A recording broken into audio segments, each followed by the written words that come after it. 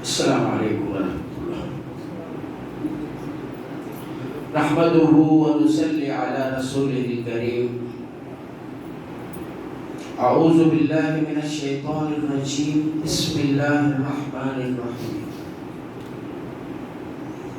ثم لتسألن يومئذ عن النعيم ثم لتسألن يومئذ عن النعيم صدق اللہ العظیم.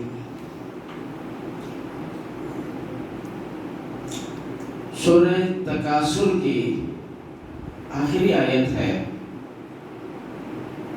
الحمدللہ اس چھوٹی سی سورت کو ہم نے بارہا نمازوں میں سنا ہے اور اکثر کو یہ سورت زبانی یاد بھی ہوگی.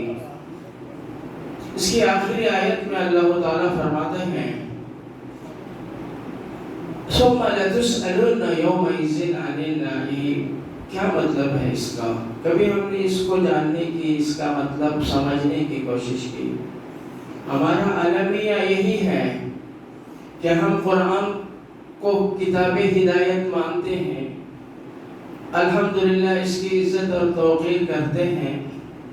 دنیا میں کہیں پر اس کی بے عزتی ہوتی ہے یا اس کی تذلیل کی جاتی ہے تو سارے مسلمانوں کو دکھ ہوتا ہے، مگر اس بات پہ مسلمانوں کو دکھ نہیں ہوتا کہ اللہ کی اس کتاب ہدایت کو ہم سمجھنے سے قاصر ہیں. نہ اس سلسلے میں نہ فکر مندی ہوتی ہے نہ کوششیں ہوتی ہیں. یہ مسلمانوں کا بڑا المیہ ہے.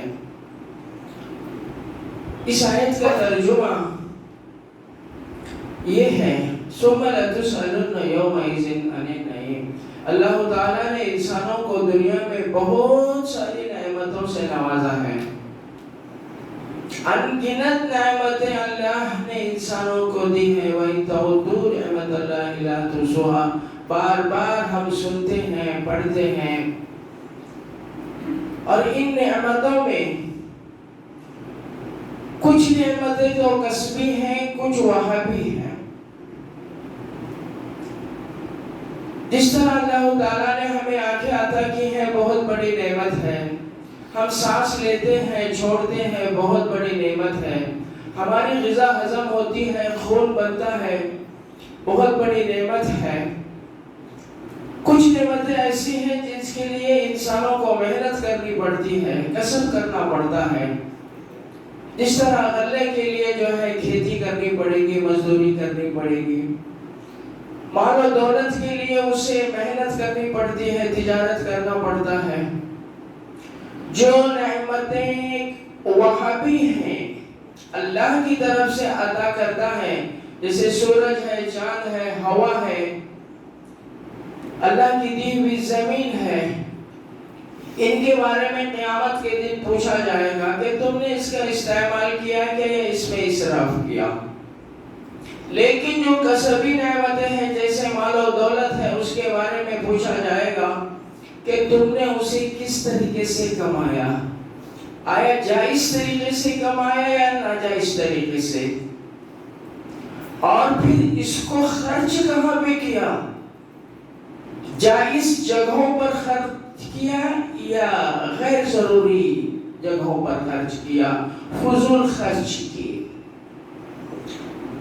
اللہ تعالیٰ نے کھانے پینے سے، رہن سہن کی چیزوں پر برتاؤ کرنے سے اللہ نے کبھی منع نہیں کیا. قرآن شریف کی کچھ آیتیں، میں اپنی باتیں کم، قرآن کی باتیں زیادہ رکھنا پسند کرتا ہوں. کُلُوا وَاشْرَبُوا وَلَا تُسْرِفُوا إِنَّ اللَّهَ لَا يُحِبُّ الْمُسْرِفِينَ. اللہ تعالیٰ فرماتے ہیں کھاؤ اور پیو مگر اسراف مت کرو. ان اللہ لا يحب المسرفین. اللہ تعالیٰ اسراف کرنے والوں کو پسند نہیں کرتا، اور جن کو پسند نہیں کرتا ان کا ٹھکانہ جہنم ہے. ان المبذرین کانوا اخوان الشیاطین. دوسری جگہ اللہ تعالیٰ فرماتے ہیں مبذر یعنی فضول خرچی کرنے والے شیطان کے بھائی ہیں. شیطان کا بھائی شیطان ہی ہوگا نا، اور دونوں کا ٹھکانہ جہنم میں ہے. اس جگہ پر اللہ تعالیٰ فرماتے فرماتا ہے والذین اذا انفقوا لم یسرفوا ولم یقتروا وکان بین ذلک قواما. بہترین آیت ہے. اگر اس کو مسلمان اپنے سامنے رکھیں تو زندگی کے بہت سے مسائل آج حل ہو سکتے ہیں. اس کا ترجمہ کیا بنتا ہے؟ جو لوگ زندگی کی ضروریات میں خرچ کرتے ہیں، انفاق کرتے ہیں، خرچ کرنا. لم یسرفوا ولم یقتروا، اسراف بھی نہیں کرتے اور بخیلی بھی نہیں کرتے. وکان بین ذلک قواما، میانہ روی اختیار کرتے ہیں.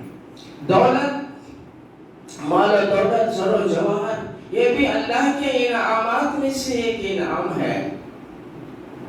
مگر یہی انعام ہمارے لیے جنت میں بھی لے جانے والا بھی بن سکتا ہے، جہنم میں بھی لے جانے والا بن سکتا ہے.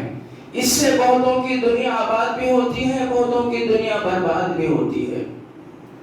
آج ہم پوری دنیا میں مسلمان اس بات پہ پریشان ہیں کہ مسلمان روبہ زوال ہے، بستی میں ہے.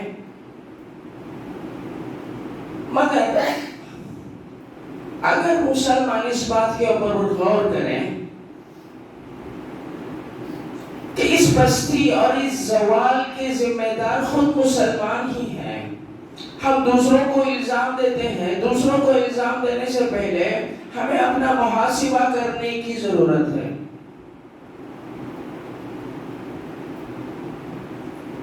آج دنیا میں مسلمانوں کے پاس جتنی دولت ہے تاریخ میں کبھی بھی نہیں رہی.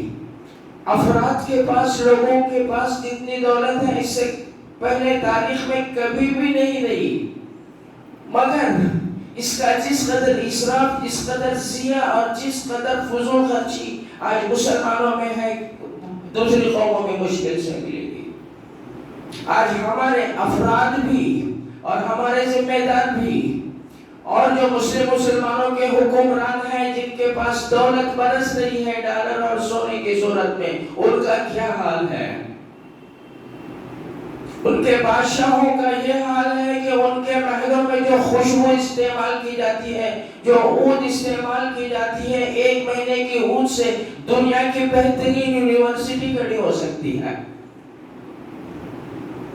انفرادی طور پہ آج ہم اپنی دولت کو، اپنے پیسوں کو اپنے غیر ضروری بڑے بڑے مکانات اور گھر بنانے کے لیے استعمال کرتے ہیں. شادیوں میں خرچ کرتے ہیں، غیر ضروری رسم و رواج میں. آج مسلمان کو اس بات کا احساس تک نہیں ہے کہ اس دولت کے ذریعے ہم اپنے آپ کو اللہ کے عذاب کو آواز دے رہے ہیں. تھوڑے دنوں پہلے، چند منٹ کے اندر، مسلمانوں کی تنزلی اور زوال کے اسباب، مسلمانوں کی انکم آلون ان کنتم مؤمنین، اللہ کا وعدہ کن سے ہے؟ تمہیں بلندی نصیب ہوگی اگر تم مومن رہو گے. مومن کون ہے؟ جن کے اندر ایمان کی، مسلمانوں کی صفات ہوں گی. مسلمانوں کی صفات کہاں پہ بیان کی ہیں؟ قرآن اور حدیث میں. نہ ہم قرآن کو پڑھتے ہیں، نہ سمجھتے ہیں، نہ عمل کرتے ہیں، نہ دوسروں تک پہنچاتے ہیں. حدیث سیرت کے حساب سے ہمیں اللہ کے رسول کی کتنی صورتیں، کتنی حدیثیں یاد ہیں. چھوٹی سی حدیث میں آپ کو بتاتا ہوں، یاد رکھیں. زندگی بھر اگر ایک حدیث کو سامنے رکھیں تو بھی ہماری ہدایت کے لیے، نجات کے لیے کافی ہے. اللہ کے رسول فرماتے ہیں الدین النصیحہ، only 2 words. الدین النصیحہ. نماز، روزہ، حج، زکوٰۃ، یہ سب بہت اعلیٰ عبادتیں ضرور ہیں، مگر ان ساری عبادتوں سے اللہ یہ چاہتا ہے کہ ہم بھلے انسان بن جائیں، اچھے انسان بن جائیں، برائیوں کو چھوڑ دیں، دوسروں کے لیے کام آنے والے بن جائیں، اللہ کی ساری مخلوق کے لیے. اسی بات کو اللہ کے رسول نے فرمایا الدین النصیحہ. نصیحت اردو میں تو کہتے ہیں کسی کو اچھی بات بتانا، مگر عربی کے اندر ہر بھلے کام کو نصیحت کہا جاتا ہے. نصیحت. دین کس کا نام ہے؟ دیکھو الدین، دین کیا ہے؟ دوسروں کے ساتھ بھلائی کرنا ہے.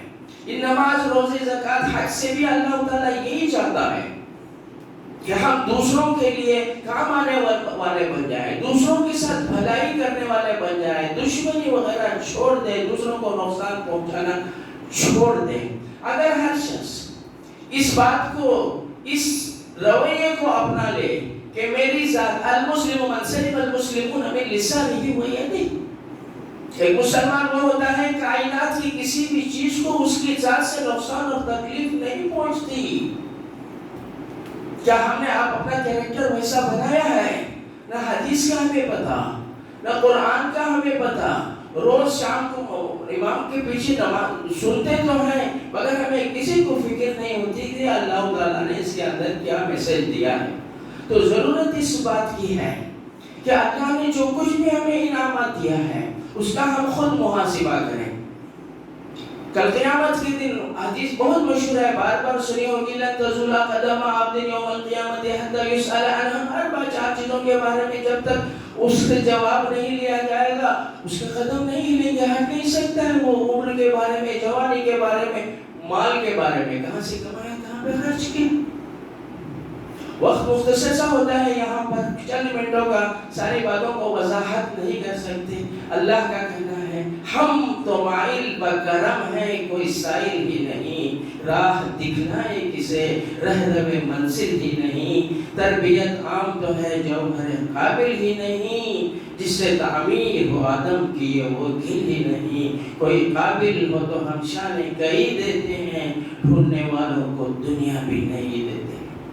اللہ تعالیٰ سبھی مسلمانوں کو اللہ کی دی ہوئی نعمتوں کو صحیح طریقے پر، صحیح مسئلہ پر خرچ کرنے کی توفیق نصیب فرمائے۔